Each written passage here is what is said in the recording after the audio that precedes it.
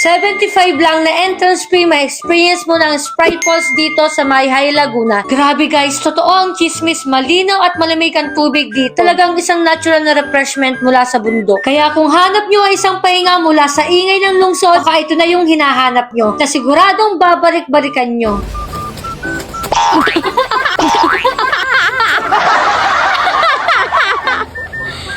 Hi guys! Another day, another memories na naman kasama kayo. At bago ko nga muna sunduin yung kapatid at pamangkin ko, pumunta muna ako dito sa palengke para mamili ng mga prutas sa di pa pang makakain sa biglang outing namin. Dahil yung kapatid ko si Angel, napakalakas kumain ng prutas. After ko nga sa palengke dito sa labas, bumili naman ako ng butche. At bumili na rin ako ng ulam namin na sisig a la carte, dito lang yan sa Bondage sa ibabang San Francisco. Fast forward ko na nga ulit to guys, andito na nga kami sa Barangay Banga, Mayhay, Laguna. At diretsuhin nyo lang yung kalsada na yan guys. Kapag nakita nyo yung tarpaulin ng Dalitiwang Resort at Sprite Falls, 1 minute lang guys pababa ng kalsada, bubungad agad sa inyo yung entrance ng Sprite Falls. At sa tapat niyan guys, yung parking area nila. At 20 pesos lang yung entrance nila dito. Pero kung forwards naman yung gamit nyo, 50 pesos naman yung babayaran nyo dito. Tara guys, pasukin na natin to. At excited na ako makita kung gaano ba kaganda ang Sprite Falls. At ayun nga guys, kailangan pala muna maglakad ng 5 to 7 minutes para makarating mismo sa falls. At habang naglalakad nga kami, may nakita akong puno ng saging at kumuha muna ako ng isa. At ito yung gagamitin namin na pinggan mamaya. Pasensya na po sa may-ari nito. Papalitan ko na lang po ng puno ng buko.